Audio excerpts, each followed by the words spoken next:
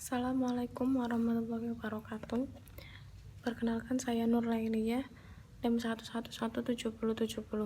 Di sini saya akan menjelaskan tentang memahami gharar dan maisir.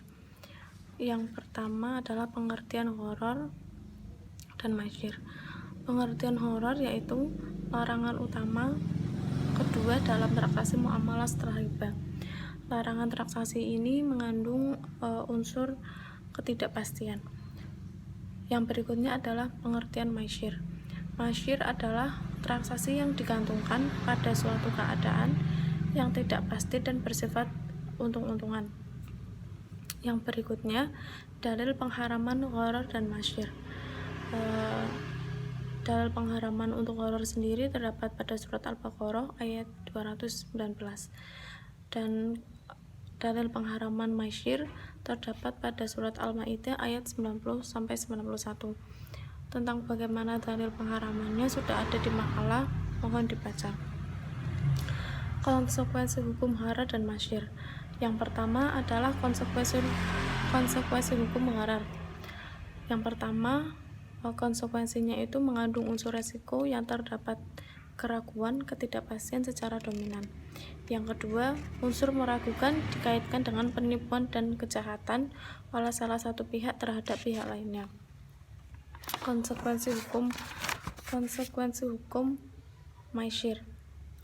Konsekuensi hukum maisir ini, pelaksanaan hukum maisir ini ada di Aceh. Menurut Konun adalah konsekuensi hukum maisir ini hukum pemukulan atau hukum cambuk seperti yang tercantum pada pasal 29, 30, dan 31. Tentang apa hukumannya sudah dijelaskan di makalah.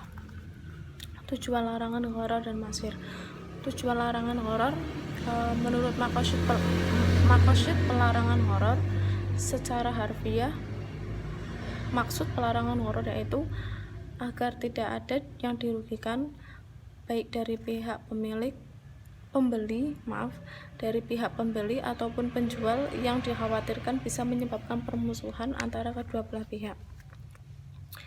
Larangan maisir ini dibagi menjadi 3. Yang pertama secara ekonomis, yang kedua secara psikologis, dan terakhir secara sosiologis. Yang berikutnya adalah bentuk-bentuk gharar. Yang pertama, bentuk-bentuk gharar ini dibagi menjadi 3. Yang pertama, jual beli barang yang belum ada atau yang bisa disebut dengan makdum. Yang kedua, jual beli barang yang tidak jelas atau yang bisa disebut dengan majhul. Yang terakhir, jual beli yang tidak mampu diserah terima. Bab